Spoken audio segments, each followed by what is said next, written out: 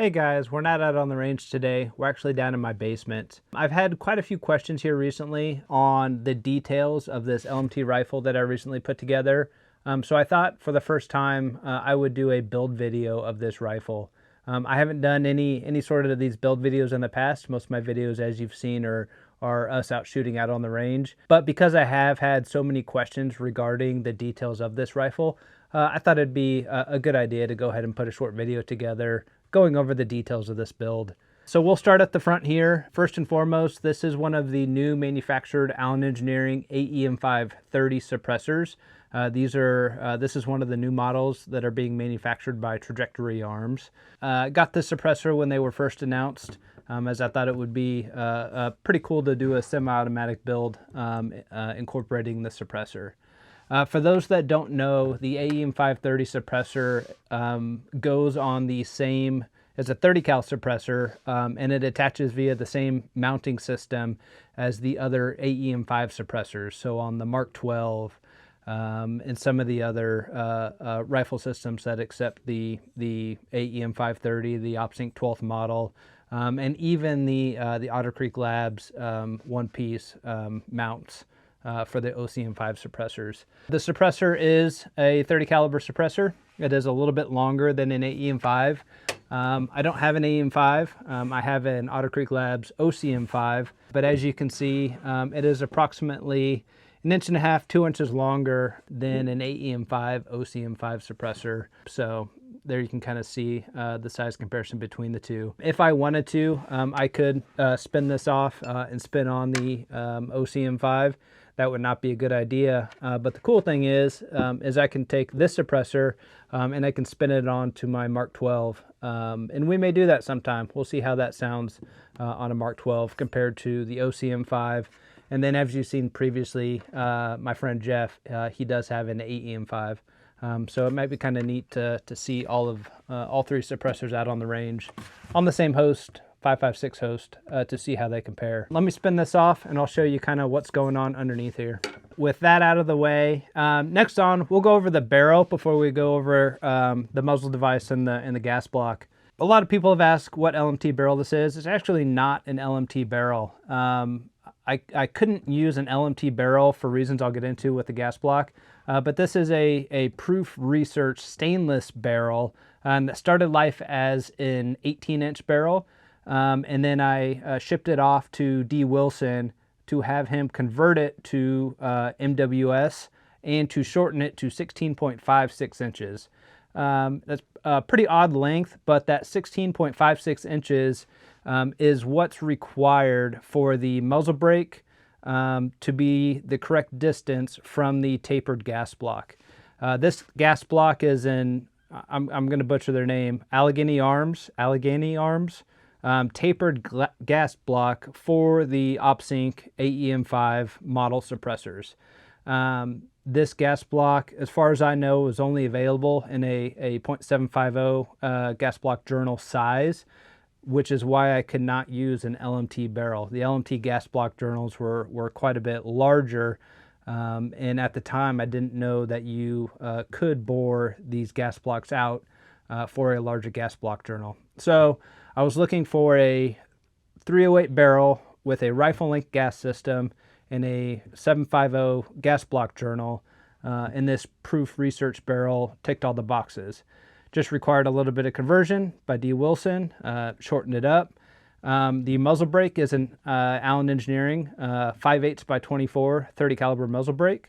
They weren't available anywhere online at the time, so I shot an email over to Ron Allen of Allen Engineering, and he said he had a few sitting around, so I was able to snag one of those, and then they accept the same Allen Engineering OpSync thread protectors. Obviously, it's like I said, it's the same mount as the AEM5 series of suppressors.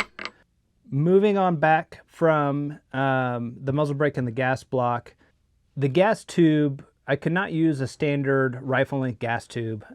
This is actually a rifle length gas tube from a Oh my goodness, I forgot who makes it now, but it's from a National Match rifle. Standard rifle length gas tubes. Well, if you don't know anything about the LMTs, LMT barrels typically have a tall gas block, and the gas tubes are straight. With the gas tubes being straight, they're not curved, and so there's no interference with where the gas tube enters the receiver, so to speak. I tried using a standard rifle length gas tube where the curve starts right around this area over here, and it was interfering with where the gas tube enters into the receiver. So I actually found this National Match rifle length gas tube where the curve curves up right around here and then pretty much goes straight back. So that's how I was able to run a standard gas block with an LMT MWS rifle. Speaking of the rifle, aside from the barrel and the trigger and the selector switch, it's pretty much a stock LMT rifle. The charging handle and everything is all stock LMT. The grip is, it's an ergo grip. This rifle was black when I got it, but I swapped it out for an ergo LMT grip from a different LMT rifle that I had. I guess we didn't talk about the bipod. The bipod is a Harris bipod. Bit of a cool model.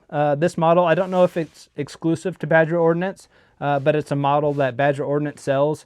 So typically on the Harris bipods, you have the leg adjuster buttons on the front, which work well. But if you were to ever use the bipod as a barricade stop, you could run into the chance of extending your bipod legs when you didn't mean to. So Badger Ordnance orders the Harris bipods with the leg adjuster buttons turned to the inside, so that way you can run it up as a barricade stop. Comes with the pod lock, and it's just bolted on via the Badger Ordnance Picatinny mount.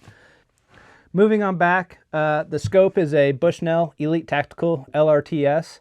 This one has the G2, G3 reticle. I forget what it is. Basic Christmas tree reticle. Nothing fancy, but I've been really happy with this scope, and I kind of like the way it looks. I recently swapped over from a LaRue tactical mount to a Badger Ordnance Condition 1.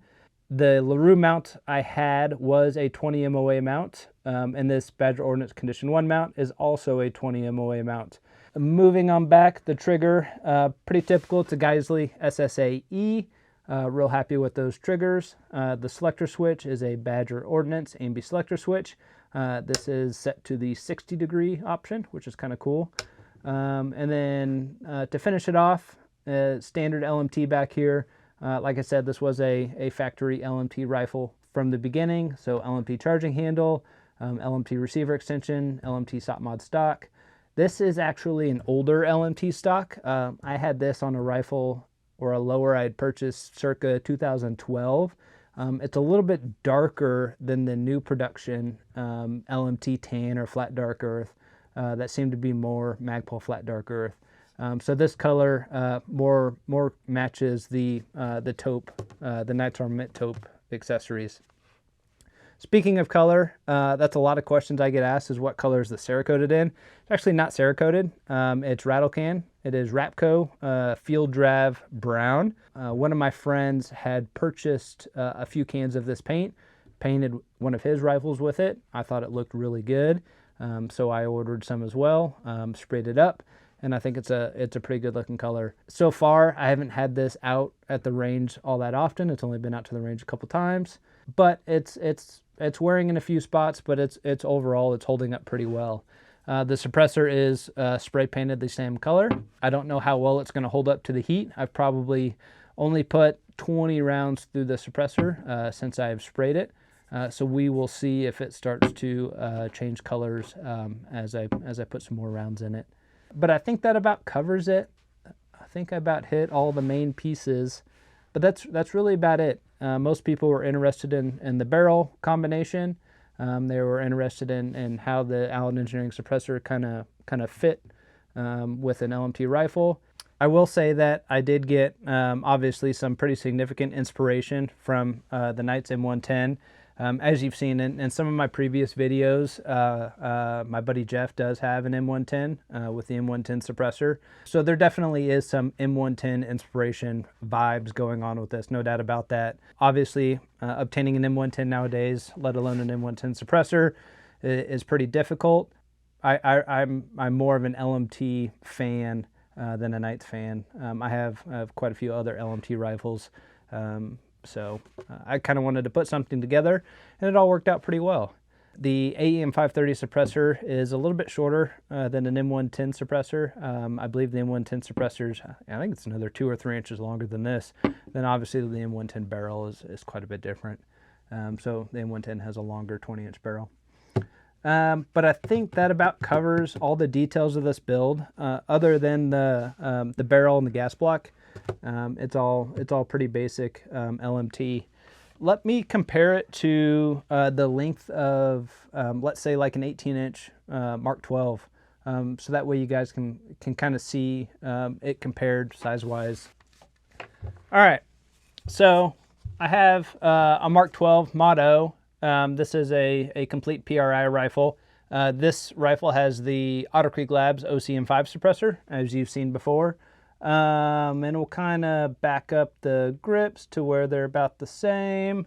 Length of pull's about the same or so. So as you can see, even though the Mark 12 has an 18-inch barrel, the longer suppressor of the LMT with the AEM5 and the longer receiver of the MWS make it so it is just a little bit longer than an 18-inch Mark 12 with the suppressor on it.